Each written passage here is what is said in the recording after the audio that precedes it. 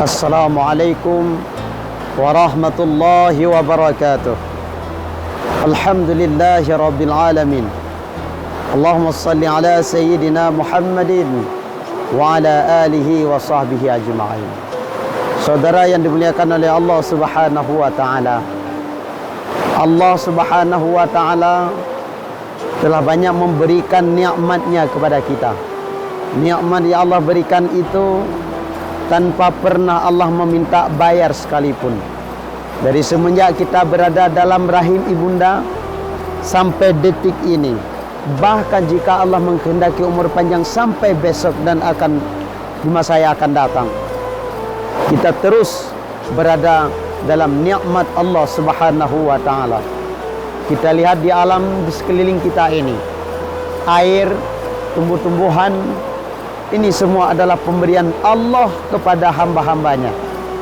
Maka dari itu patut kita renungi, patut kita pikirkan, patut kita hayati bahwa akankah pemberian Allah ini kita balas dengan berbuat kufur kepadanya atau ingkar kepada perintahnya? Maka naudzubillah, jika itu yang terjadi dengan kita, inilah yang dikatakan dengan orang-orang yang kufur nikmat.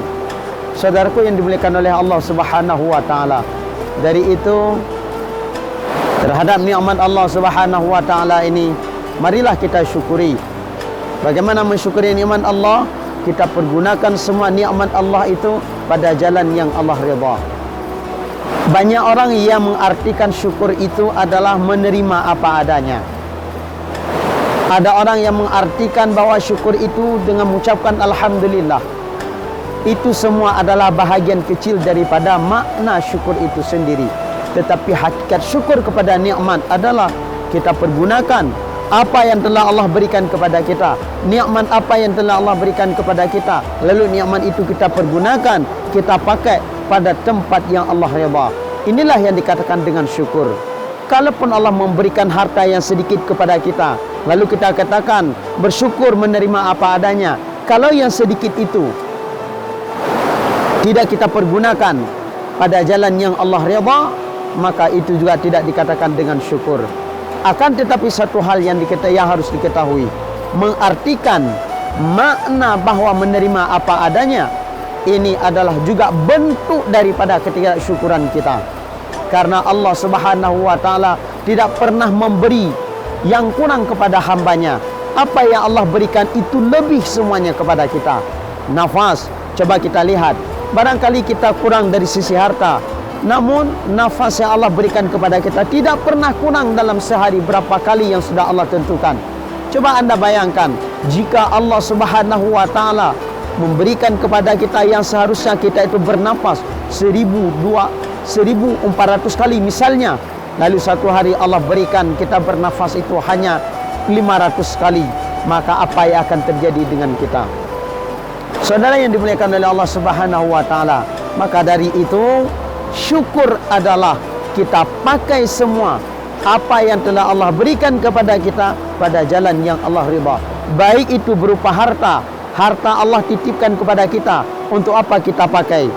Nafas, untuk apa kita gunakan nafas ini? Nikmat sehat yang Allah berikan, adakah kesehatan ini kita gunakan pada jalan yang Allah ridha? Jika ini kita lakukan, maka inilah yang Allah katakan, wa in syakartum la azidannakum wa la in kafartum inna azabi lasyadid. Jika engkau bersyukur atas nikmatku, maka aku tambah nikmat yang lain. Tapi jika engkau kufur kepada nikmatku, maka ingat azabku akan sangat pedih yang menimpamu. Saudara yang dimuliakan oleh Allah Subhanahu wa taala, kita pernahkah kita berpikir bahwa bencana yang Allah berikan kepada kita hari ini, bencana yang Allah timpakan kepada kita ini adalah bentuk teguran Allah bahwa untuk apa diberikan nikmat yang lain sedangkan nikmat yang sudah ada tidak pandai dan tidak mau disyukuri. Maka dari itu hadirin sekalian yang dimuliakan oleh Allah Subhanahu wa taala, janganlah kita menjadi orang yang kufur nikmat, yaitu mempergunakan semua nikmat Allah yang telah diberikan kepada kita pada jalan yang Allah tidak redha, ataupun kita ingkar kepada perintahnya. Allah berikan kesempatan kepada kita untuk beribadat, lalu kesempatan itu kita abaikan begitu saja. Allah berikan kesehatan kepada kita, lalu kesehatan itu tidak kita gunakan untuk beribadah kepada Allah Subhanahu wa taala. Allah berikan umur panjang kepada kita, namun umur itu berlalu begitu saja. Sedangkan kita setiap saat, setiap hari selalu berdoa meminta kepada Allah Subhanahu wa taala, ya Allah panjangkanlah umurku.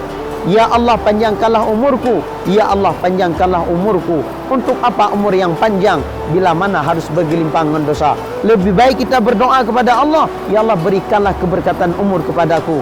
Artinya adalah umur yang Allah berikan kita pergunakan untuk beribadah kepadanya pada jalan yang Allah redha. Tatkala kita meninggalkan dunia ini, mati dalam keadaan husnul khatimah dengan membawa amal bekal yang cukup sebagai bekal kita untuk menghadapi sakratul maut dan menempuh perjalanan di alam barzakh untuk menuju ke alam akhirat. Maka dari itu, perbanyakkanlah amal. Jangan sampai kita ini termasuk dalam golongan orang yang Allah katakan, innal insana lafi khusr. Sesungguhnya manusia itu benar-benar dalam kerugian. Artinya apa? Allah berikan kesempatan kepada kita, namun kesempatan itu tidak kita gunakan dalam rangka menjemput ampunan dan ridha Allah Subhanahu wa taala. Amin ya rabbal alamin. Hadirin sekalian yang dimuliakan oleh Allah Subhanahu wa taala, semoga ada manfaat bagi kita bersama lewat pesan singkat ini, dan insya-Allah dengan selalu bersyukur kepada Allah terhadap nikmat Allah, Allah akan tambahkan nikmat yang lain. Amin ya rabbal alamin. Demikian dan terima kasih. Hadanallahu wa iyyakum ajma'in. Wallahul muwaffiq ila aqwamit thariq. Subhanakallahumma wa bihamdika asyhadu an la ilaha illa anta astaghfiruka wa atubu ilaika. Allahumma shalli ala sayidina Muhammadin nabiyil ummi wa ala alihi wasallim. Assalamualaikum warahmatullahi wabarakatuh.